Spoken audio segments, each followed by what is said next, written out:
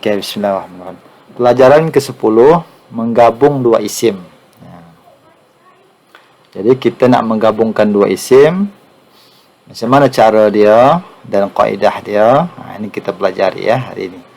Dua buah isim boleh digabung menjadi satu untuk memberi pengertian khusus atau memberi maksud yang khusus, yang khas. Ya. Contohnya, kita perhatikan pada tiga baris ini ya, tiga baris contoh ini. Di situ baris pertama ya. Baris pertama ni Rasulullah. Nah, Rasulullah.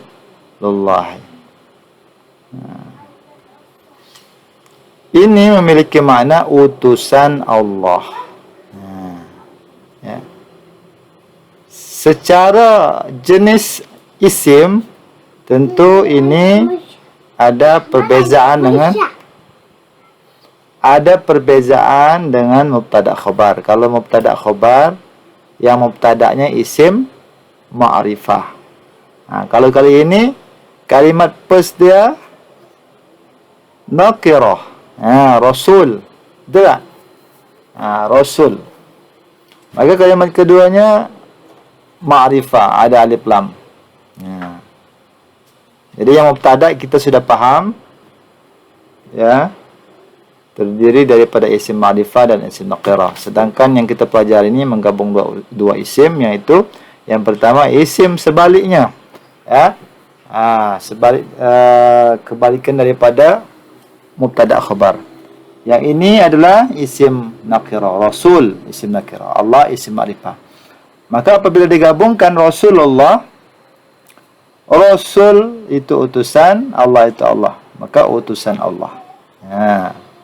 Jadi di situ ada makna Rasul itu adalah milik Allah ya. Ada kalimat li di situ.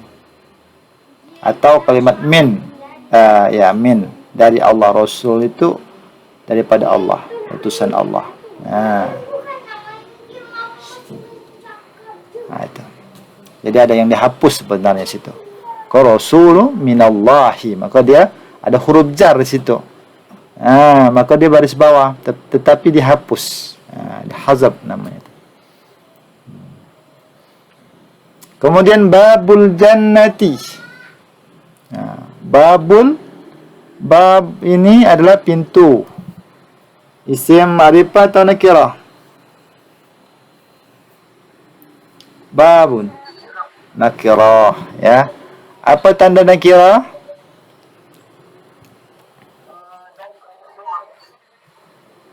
Tidak ada alif lam ya. Ya, tidak ada alif lam. Sedangkan al-jannati ma'rifah. Al-jannati ma'rifah. Apabila digabung, maka wujudlah makna dia pintu surga. Ini juga ada huruf jarnya antara tengah-tengah tapi dihapus. Ini yang huruf jarnya huruf li.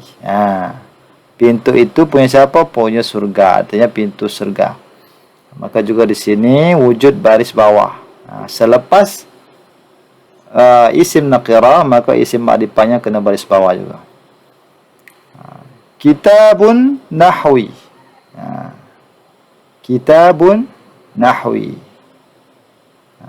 Kitab itu isim nakirah, nahwi juga isim ma'rifah. An-nahwi isim ma'rifah. Ini pun baris bawah juga. Dia mengandungi makna, berarti buku ini adalah buku nahu. Buku nahu. Bermakna di sini ada an-nya.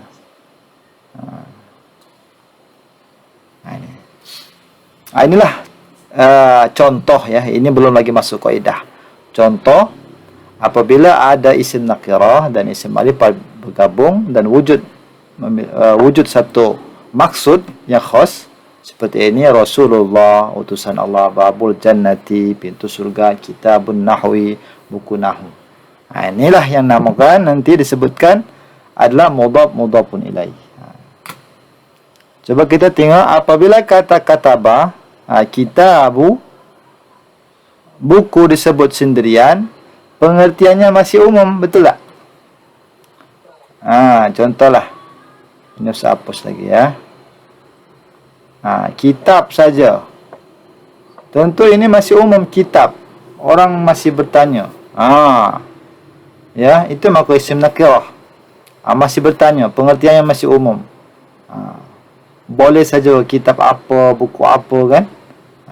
Buku fikih ke, buku tafsir. Tetapi ketika disambung dengan kata-kata lain, maka wujudlah pengertian yang khas tadi. Itu maksudnya itu. Bila kita sebut kitab apa? Kitab Nahu. Maka Nahunya tu, kalimat sesudahnya tu untuk menjelaskan daripada kitab tu mesti ma'rifah. Itu. Okey. Coba tengok penjelasannya untuk kita mudah faham lagi. Penjelasannya ni, yang pertama, isim yang disebut di awal disebut mudhaf. Jadi yang di awal tadi, isim nakirah tadi, itu mudhaf namanya. Ya, atau dalam maknanya yang disandarkan.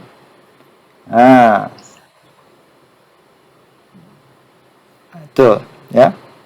Rasul. Itu mudhaf. Mana mudhafun ilaih dia? Allahi. Ini tempat disandar. Tempat Rasul ni bersandar ke mana? Kalimat kepada Allah. Utusan Allah. Babun. Ini mudhaf. Yang disandarkan. Kata yang disandarkan. Di mana disandarkan? Kepada al-jannati.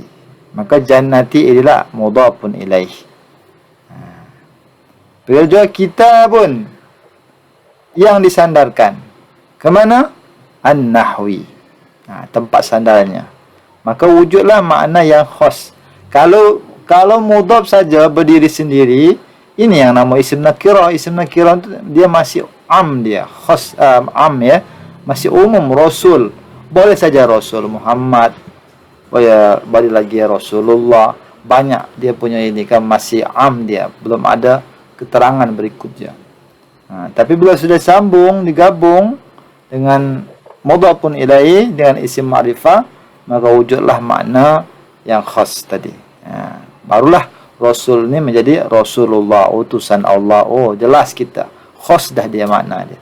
Bab, pintu. Masih belum jelas lagi kan? Tapi ketika disambung dengan al-jannati, maka wujudlah satu makna yang khas. Babul jannati. Bermakna pintu surga. Kitab masih lagi. Boleh kitab fikih, kitab tafsir, kitab nahwu, kitab sharaf. Tapi kita sebut kitabun nahwi, dah jelas dah khas dah dia. Ya. Maka wujudlah dia makna yang khas. Maka untuk membuat makna yang khas ini tadi, ini yang sebut mudhafun ilaih. Maka kaidah yang berlaku di sini, cuba tengok yang nombor 2. Mudhaf tidak boleh ditanwin. Ini kaidah dia. Jika kita nak buat gabung isim sama isim ni yang memunculkan makna yang khas, maka kena buat kaidah seperti ini. Yang pertama, ya, kata pertama, isim pertama kena tidak boleh bertanwin. Tidak boleh tanwin. Contohnya Rasulu, tak boleh Rasulullah, tak salah. Tapi kita baris satu je, Rasulu, Rasulullah. Itu. Tidak boleh juga ada alif lam. Arti maknanya dia isim nakirah. Tak boleh dia punya alif lam situ. Bila kita buat ar-Rasulullah, itu lain lagi maknanya. Ya.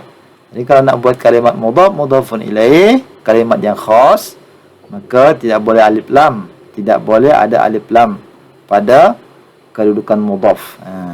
Adapun mudhafun ilaih, ya, umumnya ada alif lam. Ni tengok mudhafun ilaihnya Allah, al-jannati, an-nahwi, selalu ada alif lam. Maka dia, kalau kategori dia, isim dia adalah isim ma'rifah. Okey, yang ketiga, mudhaf. Harakat akhirnya boleh berubah. Mana mudhaf tadi? Ini kan Rasulun. Ini boleh Rasulillah, Rasulullah, Rasulullah. Boleh berubah. Tetapi kalau mudhafun ilaih, mesti baris bawah. Mesti baris bawah. Itu maksudnya mudhaf, harokat dia boleh berubah sesuai kedudukan dalam kalimat. Tengoklah dalam kalimat itu dia sebagai apa. Kalau sebagai maf'ulun bih, maka mesti baris fathah. Adapun mudhafun alaih berharokat akhir kasrah. Jadi mudhafun ilaih ini tadi tak boleh kita baris atas, baris depan, mesti baris bawah dia. Itu khas kepada mudhafun ilaih, tempat sandaran tadi. Okey, cuba tengok berikutnya contoh dia ya. Mana dia perubahannya mudhaf ni boleh baris atas, baris depan? Perhatikan di sini. Okey, Ustaz tengok. Ini ada abdu. Nampak ada abdu tu? Abdu ni baris depan. Kemudian baris atas lagi abda. Kemudian baris bawah lagi abdi. Apa beza dia? Padahal ini Abdullah ini adalah mudhafun ilaih. Nampak tak Abdullah? Abdul ni kan isim nakirah. Allah ni isim ma'rifah. Jadi Abdullah berarti hamba.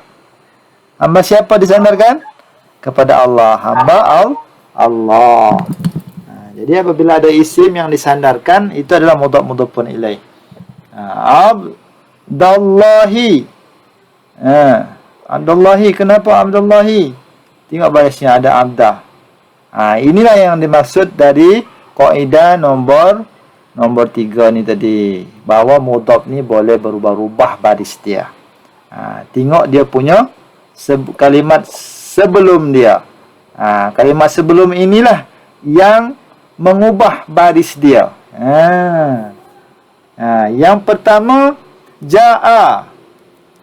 Jaa isim fi'il huruf. Fi'il kan?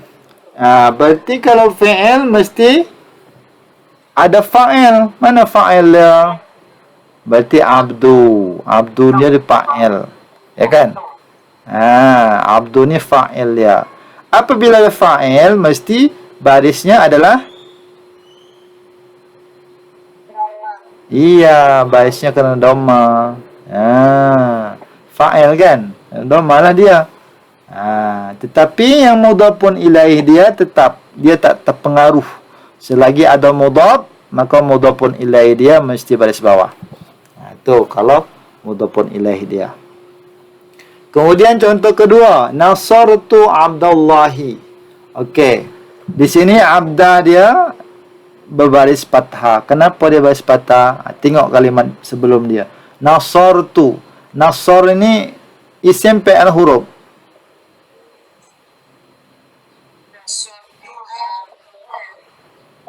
Fi'il fi'il, kata kerja.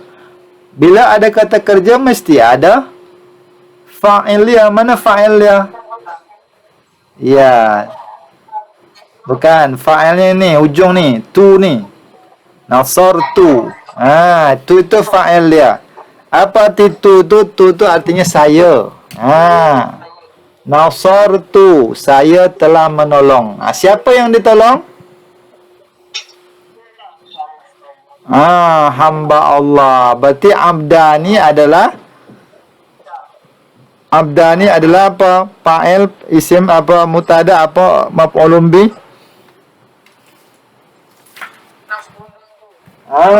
Betul, maf'ulun bih. Kan nasar ni kan kata kerja yang memerlukan objek, maka objeknya adalah abda. Maka apabila objek dia adalah maf'ulun bih. Apabila maf'ulun bih, maka dia mesti berbaris fathah atau nasab, baris atas ya. Itu alasannya. Tetapi secara kalimat ini Abdullah ini adalah mudhafun ilaih. Yang mudhaf ni berubah sebab dia kedudukannya sebagai apa tadi? Maf'ulun bih, maka dia baris atas. Sedangkan mudhafun ilaih dia tetap hi kan, Allahi.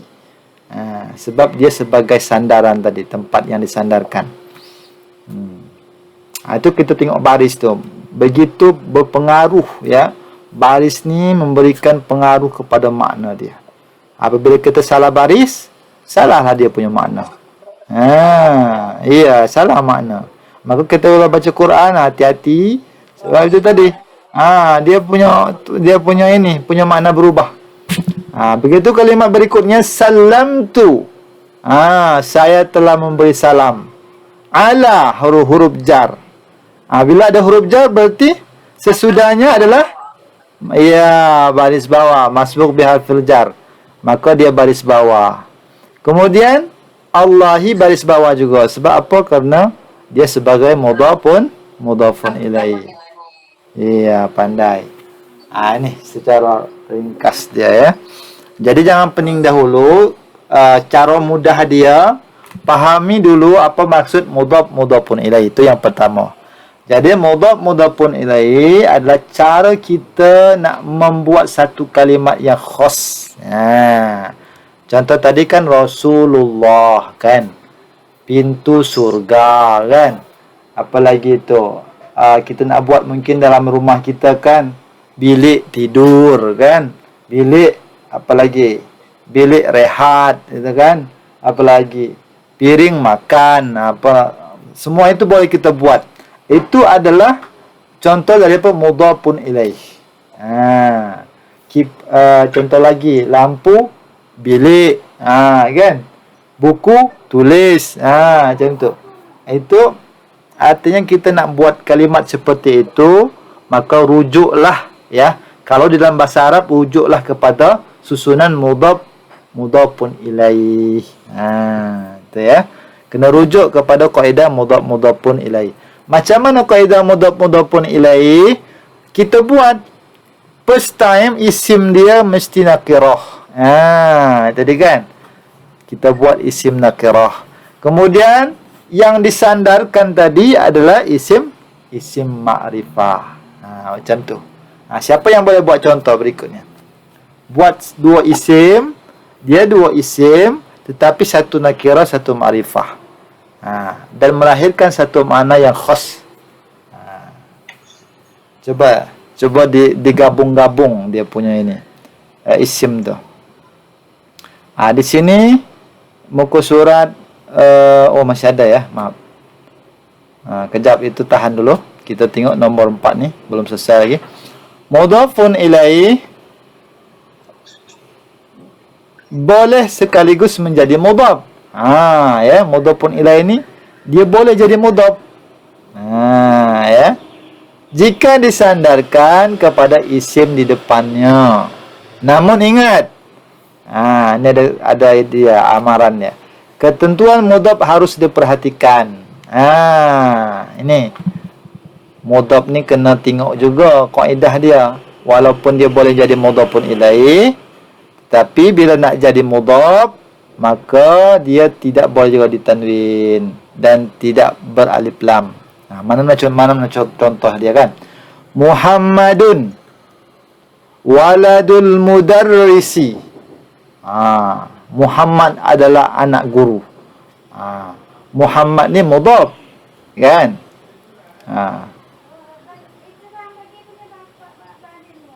Okey, maaf, sorry. Muhammadun waladul mudarrisi. Ya. Jadi dari sisi kalimat, Muhammad adalah anak guru. Ini susunan mubtada khobar sebenarnya ya. Mubtada khobar. Muhammad itu isim ma'rifah. Tadi kan kita dah belajar bahwa kalau kita nak buat dia sebagai apa? Dalam mudhafun ilaih mesti isim nakirah kan. Tapi ini kedudukan dia yang Muhammad ni, kalimat yang dibagih ni adalah mubtada khabar. Muhammad ni dia mubtada isim ma'rifah. Mana khabar dia? Kalau Muhammad saja belum jelas lagi makna dia. Maka untuk memperjelas maknanya perlu khabar.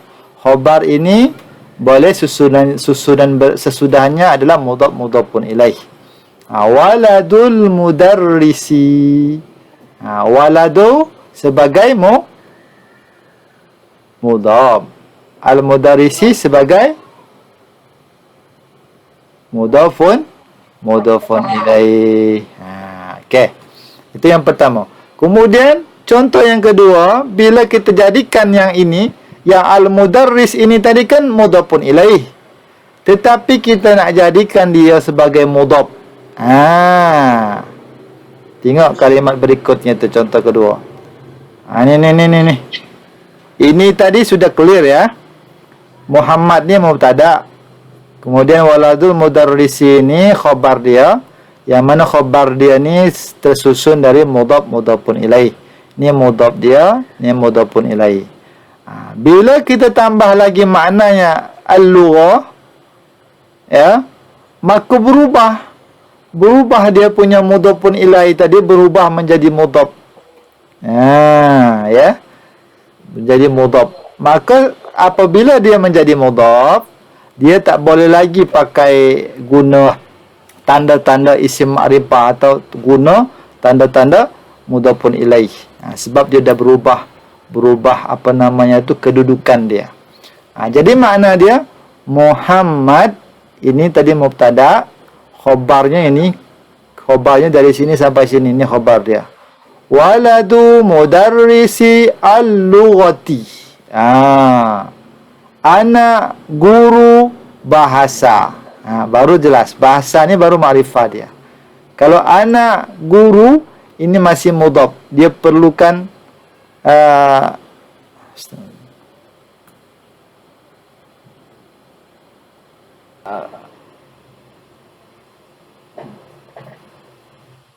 Okey. Jadi kalimat kedua ini, kalau tadi mubtada dan khabarnya terdiri daripada mudhaf mudhafun ilaih. Namun pada kalimat kedua ni ada tambahan. Kalau tadi anak guru saja, artinya maknanya sudah jelaslah Muhammad itu adalah anak guru.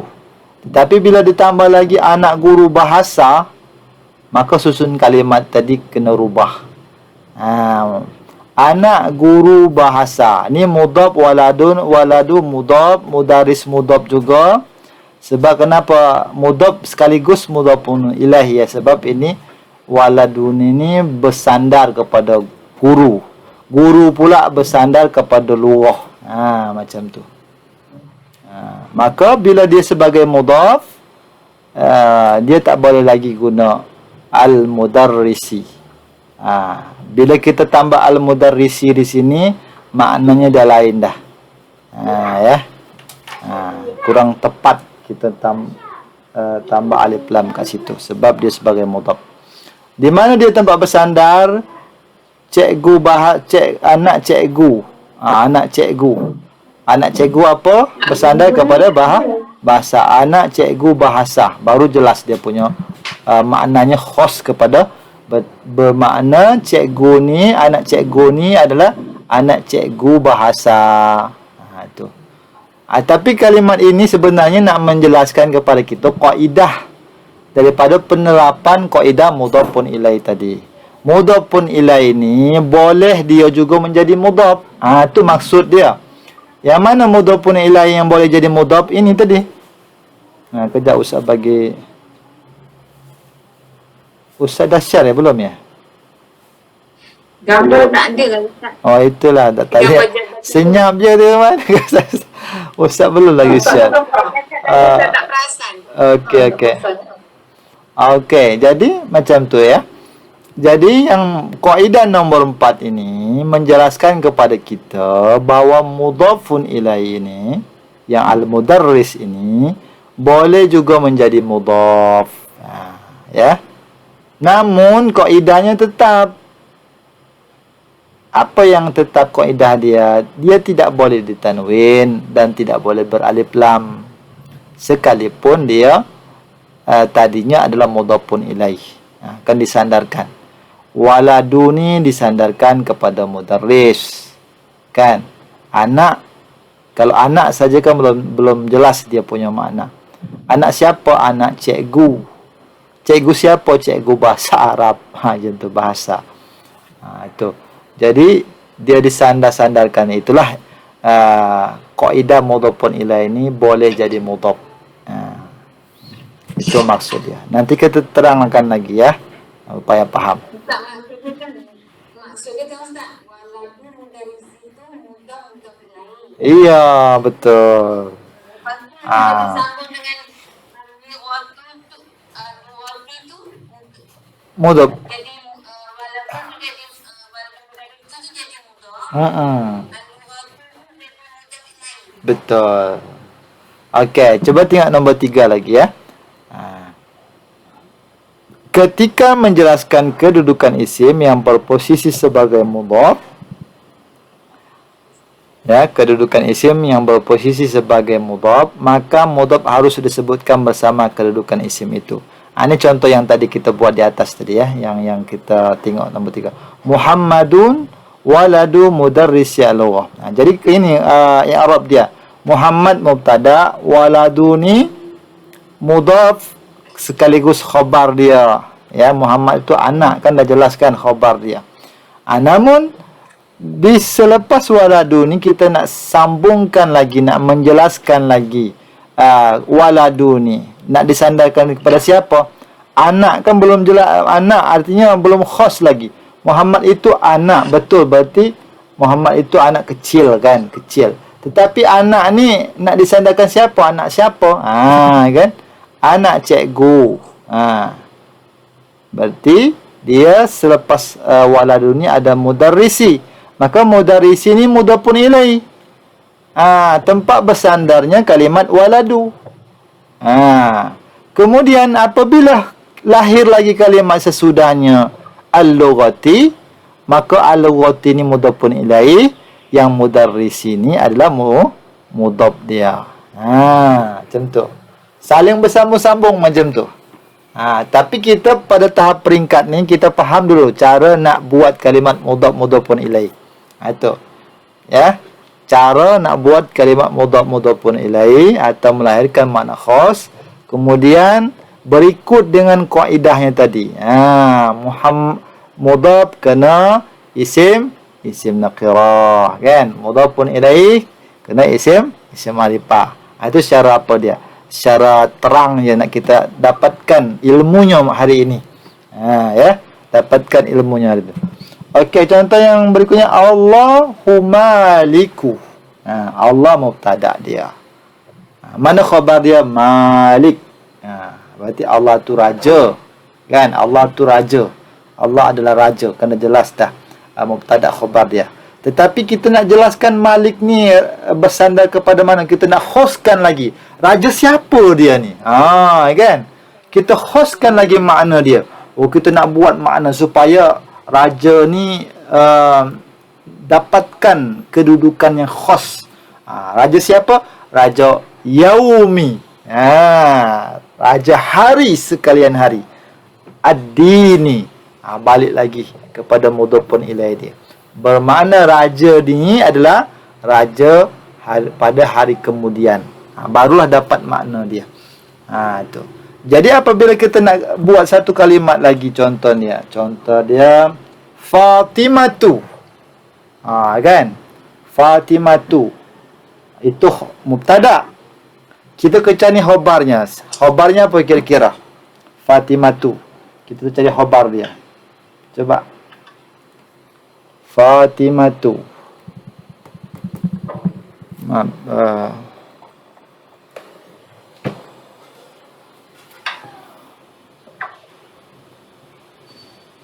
Fatimatu. Siapa boleh buat kalimat? Ini mubtada dia.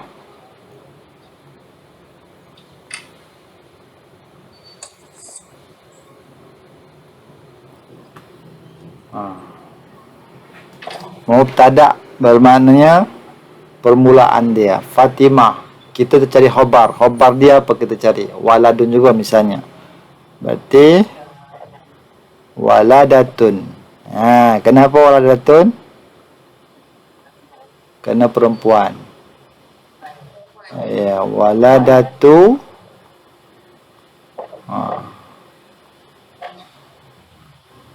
Fatimah itu anak perempuan, kan?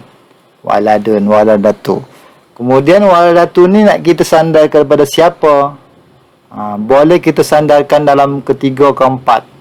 Okey, dia ni anak daripada misalnya tajiratun. Kan misal kan. Tajirah.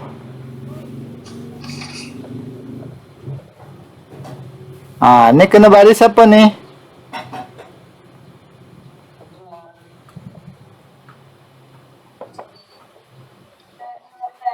Tajiratu, tajirati, tajiratan. Ingat rumus dia, rumus dia. Iya, baris bawah ya. Ya, waladatu tajirati, anak pengusaha atau saudagar yang kaya atau yang terkenal, masyhura. Ya, akan ada dalam sebab dia mudhafun ilaih. Ya. Itu al-masyhurati. Itu. Tetapi apabila kalimat ini tak sampai kepada sini, arti sampai tajirah saja, ini kena ada alif lam. Tuh. Faham ya? Walatut tajirati. Tetapi karena masih ada sandaran berikutnya, maka dia berubah menjadi mudhaf balik. Menjadi mudhaf balik. Itu kena hapus lagi benda ni. Tu maksud dia. Saya. Ni kena hapus. Alif lam ni kena hapus. Besaran sangat. Iya, betul, kena hapus. Itu maksudnya ya. Okey, terbalik ke situ apa tadi? Mana ni?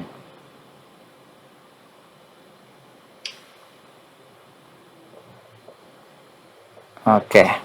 Ni. Latihan. Cuba tengok boleh kita tambah ini. Jadi kedudukan yang kita sudah pelajari ini untuk akhir isim ni ada sudah 7. Ya. 7. Isim ni memiliki kedudukan boleh jadi subjek, fa'il atau mubtada, boleh jadi khabar, jadi boleh jadi maf'ulun bih, jadi boleh jadi zarf zaman, boleh jadi masbuk bi harfil jar, boleh jadi mudhafun ilaih. Ini kedudukan isim ya. Jadi yang nama isim ni boleh menduduki 7 bahagian ini. Fa'il, mubtada, khabar, maf'ulun bih, zarf zaman. Apabila dia menduduki ini, tengoklah dia punya kaedah baris dia. Bila sahabat dah hafal lah, kalau fa'il dia dhamma dah. Ya. Bila mubtada dhamma juga, khabar dhamma.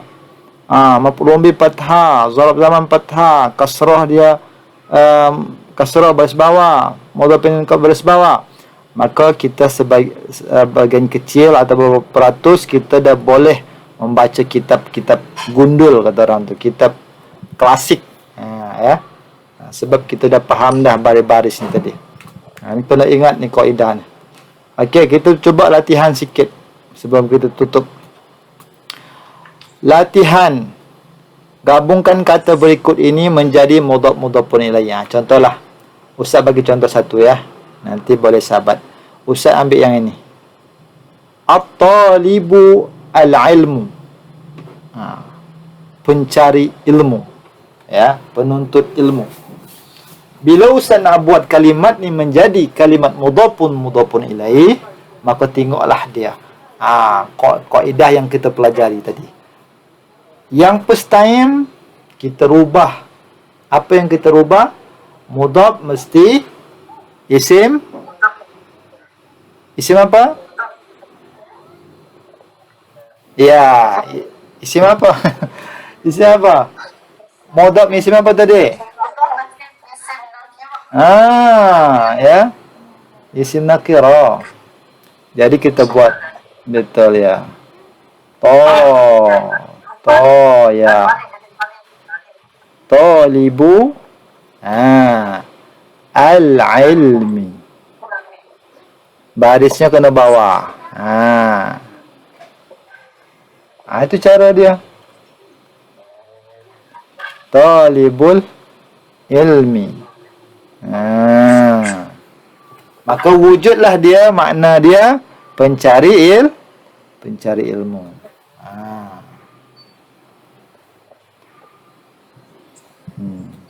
Okey. Ini cara nak buat mudhaf-mudhafun ilaih. Okey. Berikutnya coba di apa? Diambil sahabat coba try. Siapa nak try ni? Kalimat berikutnya. Jami'ati. Ulang. Maktabul jami'ati. Ya, maktabul jami'ati. Ya. Bagus. Sambung. Iya, Nasrullahi. Pandai. Okey, berikutnya.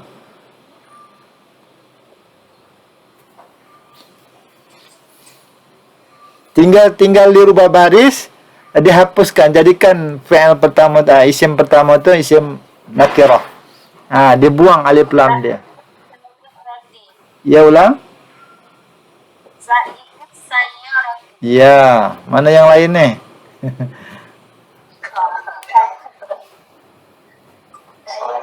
Ya, sila. Ya, pandai.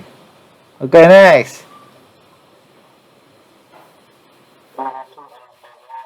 Ya, quratul qadami, pandai. Next. Jadikan mudhafun ilaih. Nanti dong, Ustaz. Ya, betul. Ilmu adini. Ya, ilmu dini, ya.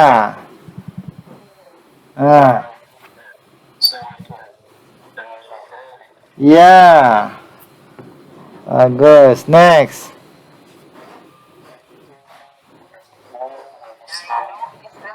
Ya, pandai. Nih. Iya, jidal ghurfati, dinding kamar. Ya, pandai. Alhamdulillah, bermakna kita bila nak rubah menjadi mudhaf-mudhafun ilaih, ya, maka buatlah kaedah seperti itu. Ya. Okey, kita lanjutkan sikit lagi. Tentukan kedudukan isim, sebutkan harakat akhirnya. Pada cerita pendek berikut. La'iba Abdullahi quratul qadami fi maidanil al-madrasati sabaha yaumil jum'ati. La'iba ni sebagai apa? Kan? Kita dah belajar la'iba ni fi'il, ya. Abdullahi. Abdullahi. Dia sebagai apa ni? Fa'il. Tetapi susunan Abdullah ini susunan apa ni? Ya, mudhaf-mudhafun ilaih. Kenapa tak dibaca Abdullahi? Kenapa dibaca Abdullahi? Sebelumnya fa'il. Ya, kerana dia adalah fa'il. Kerana dia fa'il. Fa'il daripada kata kerja la'iba, maka dia di baris dhammah. Abdullahi adalah susunan dari mudhaf-mudhafun ilaih. Kemudian quratul qadami. Apa ni susunannya ni?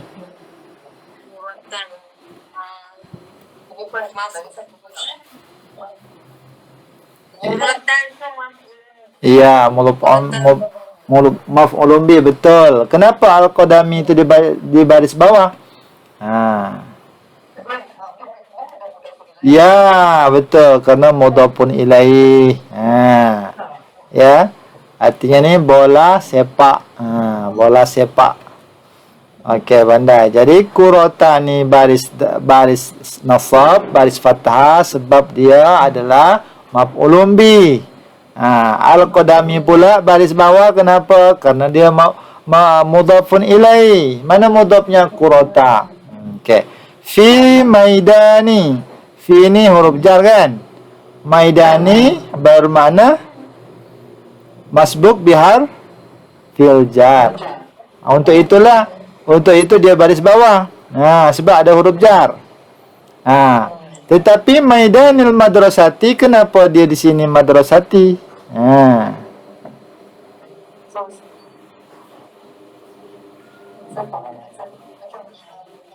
Ya, karena mudhafun ilaih juga. Mudhafun ilaih, mudhafnya maidani. Betul. Kemudian sabaha, kenapa barisnya ha? Baris fathah. Bukan. Apa? Karena zarab. Ya, zarab zaman. Itu. Zarab zaman kena baris fathah. Ya, baris fathah. Keterangan waktu ya. Ya, sabaha yaumi. Kenapa yaumi ini baris bawah?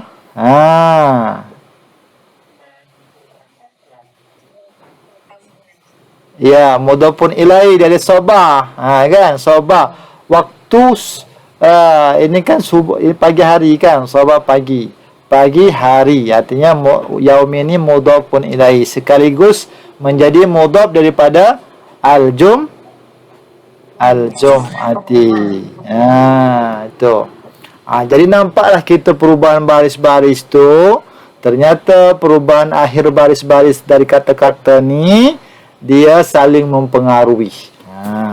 Bila dah kita mahir macam ni, kita dah tahu dah kenapa ni baris depan, kenapa ni baris bawah, kenapa ni baris mati, kenapa ni baris dhamma.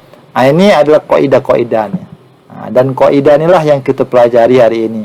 Ada fa'il, ada maf'ulun bi kan, ada mubtada, ada khobar kan, ada zarab, kemudian ada lagi masbuk biha firjan. Itu kita kena ingat kaidah-kaidah itu. Kita tahu kaidah itu sesuai dengan ciri-ciri dia. Kan? Ciri-ciri dia. Oh, ini fa'il dia ni sebab dia ni adalah kata kerja, ada kata kerjanya sebelumnya. Seperti contohnya. InsyaAllah Ustaz harap ini nanti di i'rab lagi. Esok Ustaz tanya balik. Boleh? Ustaz nak jawapan macam tadi. Ustaz nak tanya la'ibah ni apa? Fa'il. Oh, Abdullah ni kenapa ni di baris Abdullah? Kena terangkan. Oh, Abdullah ni mudhafun ilaih. Abdu ni sebagai sebagai fa'il dia. Maka dia baris dhamma. Allah ini kena baris bawah. Sebab apa? Sebab sebagai mudhafun ilaih. Macam tu Ustaz nak macam tu. Boleh ya? Sikit-sikit. Saya. Okey, insya-Allah lepasnya Ustaz langsung apa kan? Upload. Okey, alhamdulillah. Nak info balik Ustaz. Ya. Ya, baik. Jadda TV. Nanti Ustaz hantar link ya. Okey, baik insya-Allah. Okey. Baik, terima kasih. Okey, insya-Allah kita tutup dengan membaca doa. Auzubillahi minasyaitonir rajim. Bismillahirrahmanirrahim. Alhamdulillahirabbil alamin. Allahumma shalli wa sallim wa barik ala sayyidina Muhammad wa ala alihi wa ashabihi wa ummati ajmain. La ilaha illa anta subhanaka inna kunna minaz zalimin. La ilaha illallah wal hayyul karim. Subhanallahi rabbil azim. Allahumma a'inna ala zikrika wa syukrika wa husni ibadatik. Allahumma iftahna fi din wa 'allim ta'wil. Allahumma inna nas'aluka 'ilman nafi'a wa rizqan thayyiban wa 'amalan mutaqabbala. Rabbana atina